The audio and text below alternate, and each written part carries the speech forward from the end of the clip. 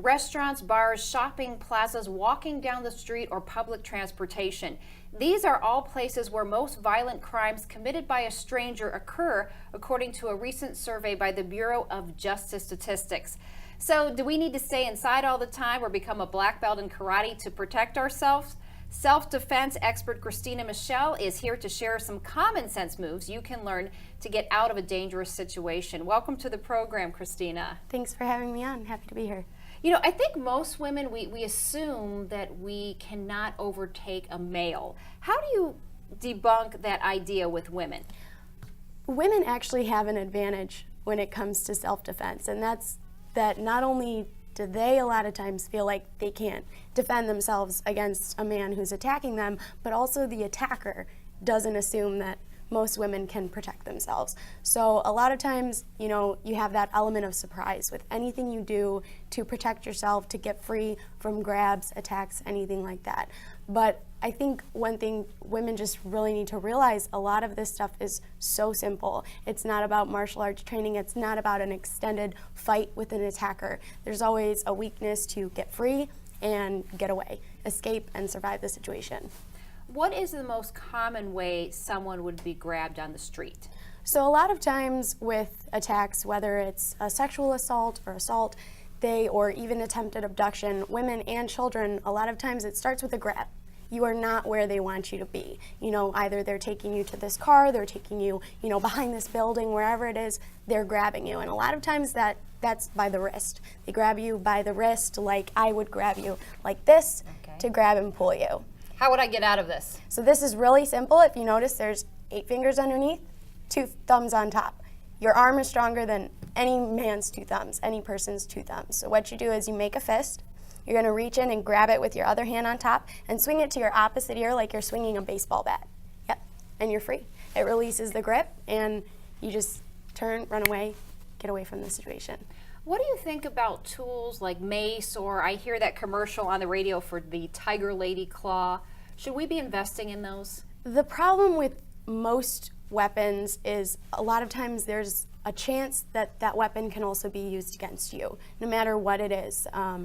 Things like mace also, you have to consider if you're outside, especially if it's a windy day, you don't know necessarily where that wind is blowing and you can't control that.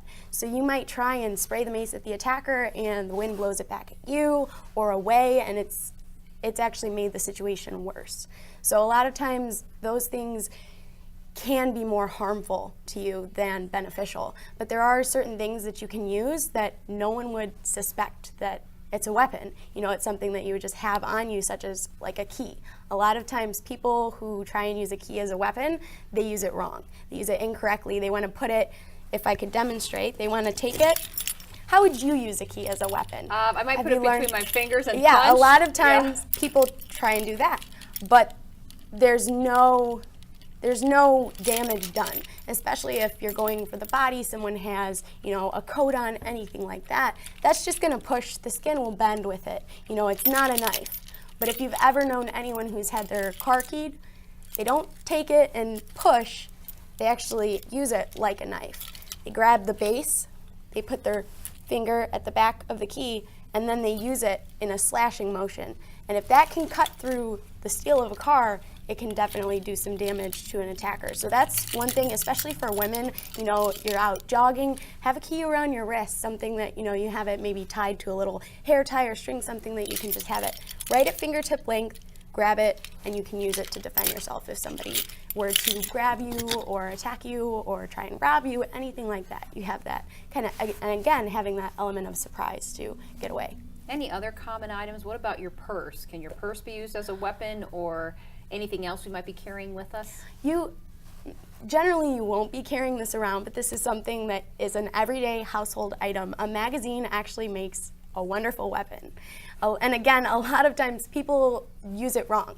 They will roll it up, grab the end of it. So here's the magazine, they're grabbing it here and they try and beat over the head with it, and that isn't even gonna give the attacker a headache. But if you take that same magazine and you grab it directly in the middle, all of a sudden you have what's basically 2 hammers. The ends of those magazines, they're very strong. They're, stronger than your fist. They can do a lot of damage, and it's not something that, can just be taken away from you and used against you. So you have that, you can, slip that in your purse, anything like that. As far as purses go, a lot of times you have to use a little bit of common sense that, if you're walking down the street, maybe it's a crowded street, you're not just carrying your purse over here on the side. It's really simple. They might not be trying to harm you. They just want to, they want to take your purse. They want to rob you. It's very easy to just grab that strap and keep walking, especially if you're at a mall or on a crowded street. You're walking this way, the person's walking this way. They just grab the purse and they run. There's nothing you can do about it. And it's just as simple as taking that purse, holding it in front of you. They can't just come up, grab it, and get it. But those two weapons right there are, everyday items. Anyone can use them as a weapon. I also want to point out that you shouldn't, if you do get in a fight with the attacker, let's say you get free and they, try and grab you again, try and hit you, one of the worst things you can do is try and punch them, because that's something that takes a lot of training. Most people who try and punch, it's a natural reach, like this. I hit with these knuckles, I'm gonna break my fingers, I'm gonna break my wrists, I'm gonna do more damage to myself than the attacker.